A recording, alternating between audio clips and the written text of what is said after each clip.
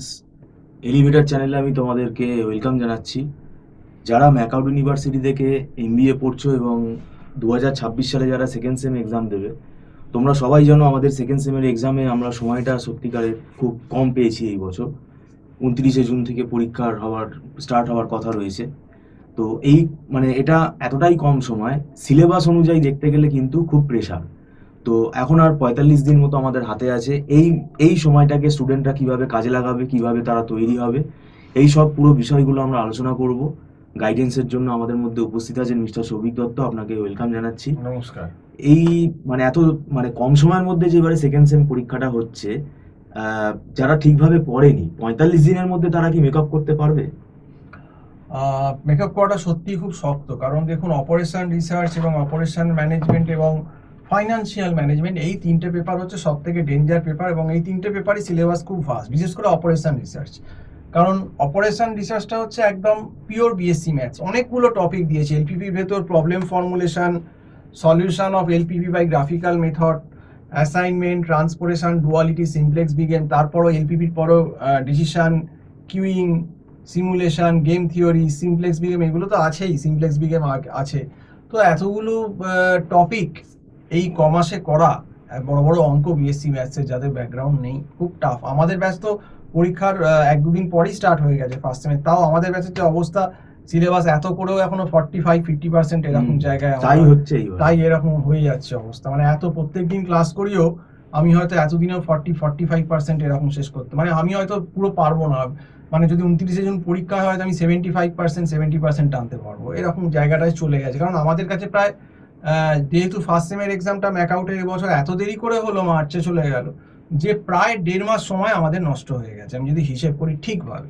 কাজে এই 1.5 মাস সময় কিন্তু সেকেন্ড সেমে অনেক সময়, 1.5 মাস সময় নষ্ট হওয়া মানে একটা বিশাল ব্যাপার। এবং এর জন্য পুরোপুরি দায়ী পূর্ববর্তী গভর্নমেন্ট, যে ঠিক করে পরীক্ষা নেয়নি ঠিক সময়, এবং অ্যাডমিশনটাও ডিলে হয়েছে একটা কেসের জন্য, SC ST নিয়ে। আগের বছর এই সমস্যাটা ছিল, কিন্তু কিছু করার নেই। 29শে জুন হয়তো পরীক্ষা স্টার্ট করে দিতেই হবে, কারণ MBA সেকেন্ড সেমের আবার SIP আছে, তারপর সেকেন্ড সেমের পর সামার ইন্টার্নশিপ প্রজেক্ট আছে। কাজেই যারা এখনো MBA, আজকে থেকে হিসেব করলে হয়তো মেরে কেটে 44-45 দিন বাকি আছে MBA সেকেন্ড সেমের। কাজেই যারা ভালো করে পড়াশুনো করেনি, তাদের পক্ষে সত্যিকারের একটা খুব সাংঘাতিক চাপ এবং সাপ্লির সম্ভাবনা। একটা ভয় পাওয়ার কথা না, একটা ন্যাচারাল ব্যাপার যে অপারেশন রিসার্চ বা ফাইন্যান্সিয়াল ম্যানেজমেন্টে কিন্তু একটা সাপ্লির সম্ভাবনা দেখা দিচ্ছে যারা ঠিক করে পড়াশোনা করেনি।